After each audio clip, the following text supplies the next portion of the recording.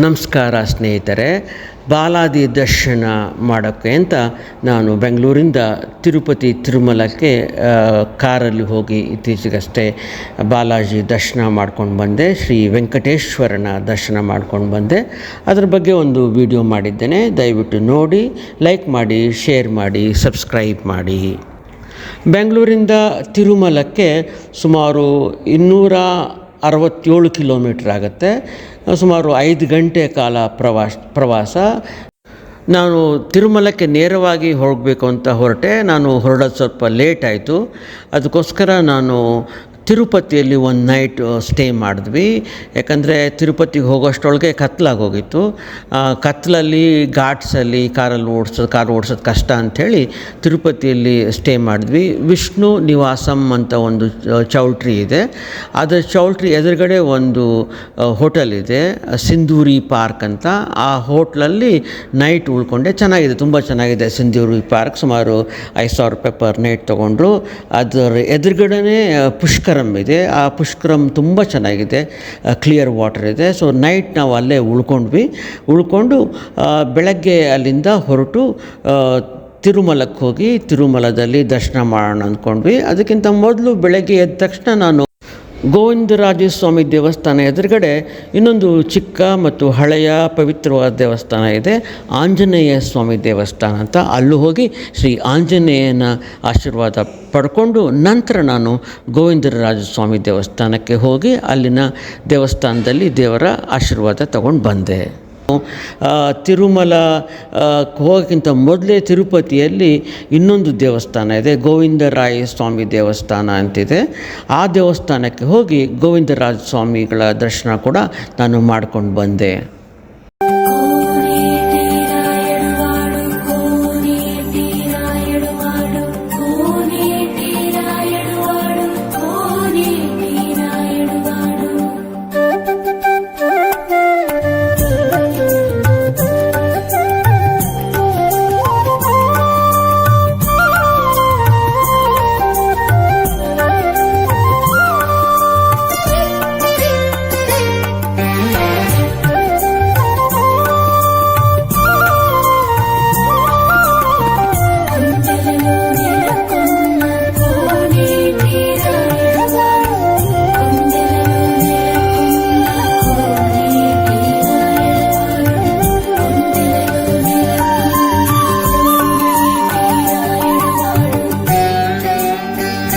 ತಿರುಪತಿಯಿಂದ ತಿರುಮಲಕ್ಕೆ ಹೋಗಬೇಕಂದ್ರೆ ಒಂದು ಅಲಿಪಿರಿ ಗೇಟ್ ಅಂತ ಬರುತ್ತೆ, ಟೋಲ್ ಗೇಟು.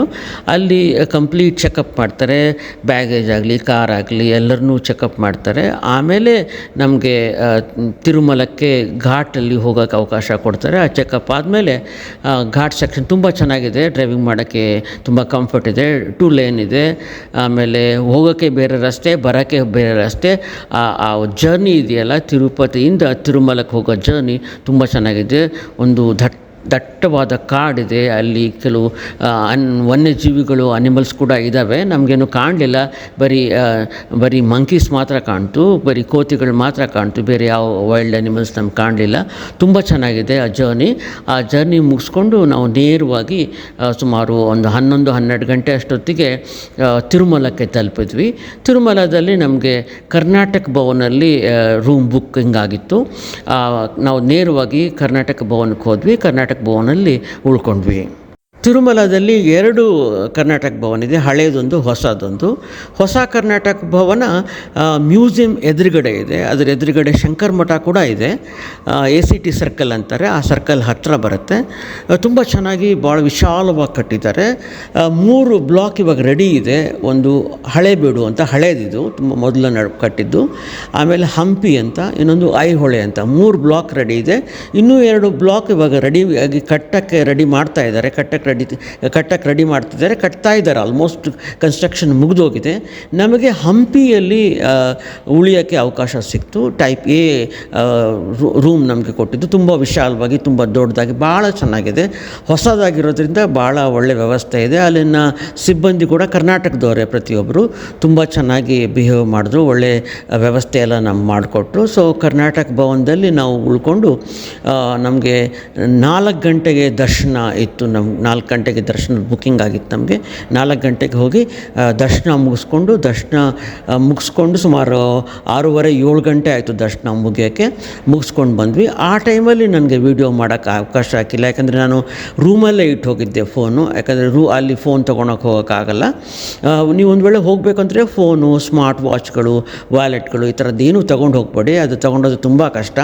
ಈವನ್ ಸ್ಲಿಪ್ಪರ್ಸ್ ಕೂಡ, ಶೂಸ್ ಕೂಡ ರೂಮಲ್ಲೇ ಬಿಟ್ಟು ಹೋಗೋದು ಒಳ್ಳೆಯದು. ಅಲ್ಲಿ ಹೋದರೆ ಅಲ್ಲಿ ಇಲ್ಲಿ ಇಡಬೇಕಾಗತ್ತೆ, ತುಂಬ ಕಷ್ಟ ಆಗುತ್ತೆ. ಇದೊಂದು ದಯವಿಟ್ಟು ನೆನ್ಪಿಟ್ಕೊಳ್ಳಿ. ದಯವಿಟ್ಟು ನೇರವಾಗಿ without anything please go to the ದರ್ಶನ ಮುಗಿಸ್ಕೊಂಡು ಬಂದ್ವಿ. ದರ್ಶನ ಮುಗಿಸ್ಕೊಂಡು ಆದಮೇಲೆ ನಾನು ಆ ಸುತ್ತಮುತ್ತ ವಾತಾವರಣದ ಬಗ್ಗೆ ವೀಡಿಯೋನ ನೆಕ್ಸ್ಟ್ ಡೇ ಮಾಡಿದೆ. ಯಾಕಂದರೆ ರಾತ್ರಿ ಮಾಡೋಕ್ಕಾಗಿಲ್ಲ ನನಗೆ, ನಾವು ಹೊರಗೆ ಬರೋದೇ ತುಂಬ ಲೇಟಾಗಿ ಹೋಗಿತ್ತು.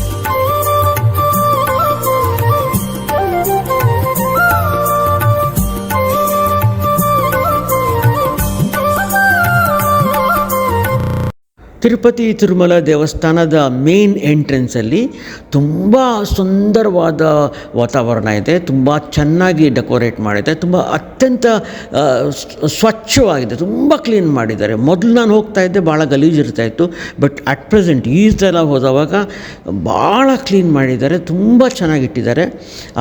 ಒಂದು ವಾತಾವರಣ ತುಂಬ ಚೆನ್ನಾಗಿದೆ, ತುಂಬ ಅದ್ಭುತವಾಗಿದೆ. ದೇವಸ್ಥಾನದ ಎದುರುಗಡೆ, ವೆಂಕಟೇಶ್ವರನ ದೇವಸ್ಥಾನದ ಎದುರುಗಡೆನೇ ಆಂಜನೇಯ ದೇವಸ್ಥಾನ ಇದೆ. ಅಲ್ಲಿ ಕಂಟಿನ್ಯೂಯಸ್ ಆಗಿ ಪೂಜೆಗಳು ಮಾಡ್ತಿರ್ತಾರೆ, ತೆಂಗಿನಕಾಯಿ ಹೊಡಿತಾ ಇರ್ತಾರೆ. ಸೊ ಈ ಎರಡು ಸ್ಥಾನಗಳು, ಆಂಜನೇಯ ದೇವಸ್ಥಾನ, ಅದರ ಎದುರುಗಡೆ ಇರೋ ವೆಂಕಟೇಶ್ವರನ ದೇವಸ್ಥಾನ, ಅದರ ಮುಂದೆ ದೊಡ್ಡ ವಿಶಾಲವಾದ ಒಂದು ಅಂಗಳ. ಈ ಒಂದು ಸ್ಥಳ ತಿರುಮಲದಲ್ಲಿ ಅತ್ಯಂತ ಪವಿತ್ರವಾದ ಸ್ಥಳ, ಅತ್ಯಂತ ಸುಂದರವಾದ ಸ್ಥಳ, ಅತ್ಯಂತ ಅತ್ಯಾಕರ್ಷಕವಾದ ಸ್ಥಳ. ನೀವು ಹೋದರೆ ಇಲ್ಲಿ ಹೋಗಲೇಬೇಕು, ಇದನ್ನು ತಾವು ದಯವಿಟ್ಟು ನೋಡಲೇಬೇಕು, ಇದನ್ನು ಮಾತ್ರ ದಯವಿಟ್ಟು ಮಿಸ್ ಮಾಡಬೇಡಿ. ಅದರ ಸುತ್ತಮುತ್ತ ಶಾಪಿಂಗ್ ಏರಿಯಾ ಇದೆ, ಆಮೇಲೆ ಬ್ಯಾಗೇಜ್ ಕೌಂಟರ್ಸ್ ಇದೆ, ಸ್ಲಿಪ್ಪರ್ಸ್ ಕೌಂಟರ್ ಇದೆ, ಆಮೇಲೆ ತುಂಬ ಈಟರೀಸ್ ಇದೆ, ಅದು ತಿಂಡಿಗಳೆಲ್ಲ ತಿನ್ಬೋದು. ಬಟ್ ಈ ಸ್ಥಳ ಮಾತ್ರ, ಈ ಜಾಗ ಮಾತ್ರ ದಯವಿಟ್ಟು ಮರಿಬೇಡಿ, ತುಂಬ ಚೆನ್ನಾಗಿದೆ. ಅಲ್ಲಿ ನಾನು ತುಂಬ ಸಮಯ ಸ್ಪೆಂಡ್ ಮಾಡಿ ಮಧ್ಯಾಹ್ನ ಮತ್ತೆ ನಾನು ಅಲ್ಲಿಂದ ಹೊರಟು ಬೆಂಗಳೂರಿಗೆ ಬರೋಕ್ಕೆ ಟ್ರೈ ಮಾಡಿದೆ. ಆನ್ ದ ವೇ ಇಳಿಬೇಕಾದ್ರೆ ಒಂದು ಆಂಜನೇಯ ದೇವಸ್ಥಾನ ಇದೆ, ಆ ದೇವಸ್ಥಾನಕ್ಕೂ ಹೋಗಿ ಆಂಜನೇಯ ದರ್ಶನ ಮಾಡಿಕೊಂಡು ನಂತರ ಸಾಯಂಕಾಲದಷ್ಟೊತ್ತಿಗೆ ನಾನು ಬೆಂಗಳೂರಿಗೆ ವಾಪಸ್ ಬಂದೆ. ನಮ್ಮ ಜರ್ನಿ ಸುಮಾರು 3 ದಿನಗಳ ಕಾಲ ಆಯಿತು. 2 night 3 days, 2 nights and 3 days ಆಯಿತು. ಒಂದು ನೈಟ್ ನಾನು ತಿರುಪತಿಲಿ ಉಳ್ಕೊಂಡೆ, ಇನ್ನೊಂದು ನೈಟ್ ನಾನು ತಿರುಮಲ ತಿರುಮಲದಲ್ಲಿ ಉಳ್ಕೊಂಡೆ. ತುಂಬ ಒಳ್ಳೆಯ ಎಕ್ಸ್ಪೀರಿಯೆನ್ಸ್ ಜೀವನದಲ್ಲಿ. ಬೆಂಗಳೂರಿಂದ ಹೋಗೋದಾದರೆ ತುಂಬ ಹತ್ತಿರ ನಮಗೆ, ಸುಮಾರು ಒಂದು 267 ಕಿಲೋಮೀಟ್ರ್ ಅಷ್ಟೇ, ಒಂದು 5 ಗಂಟೆ ಜರ್ನಿ. ತುಂಬ ಚೆನ್ನಾಗಿದೆ. ನೀವು ಎಲ್ಲರೂ ಹೋಗಿರ್ಬೋದು ತಿರುಪತಿ ತಿರುಮಲ ದೇವಸ್ಥಾನದ ಬಾಲಾಜಿ ದರ್ಶನ ಎಲ್ಲರದ್ದು ಆಗಿರ್ಬೋದು. ಒಂದು ವೇಳೆ ಆಗಿಲ್ಲ ಅಂದರೆ ದಯವಿಟ್ಟು ಹೋಗಿ ಬಾಲಾಜಿ ದರ್ಶನ ಮಾಡ್ಕೊಂಬನ್ನಿ. ಈ ವಿಡಿಯೋ ನೋಡೋದಕ್ಕೆ ತುಂಬ ಧನ್ಯವಾದಗಳು. ದಯವಿಟ್ಟು ಲೈಕ್ ಮಾಡಿ, ಶೇರ್ ಮಾಡಿ, ಸಬ್ಸ್ಕ್ರೈಬ್ ಮಾಡಿ. ಧನ್ಯವಾದಗಳು.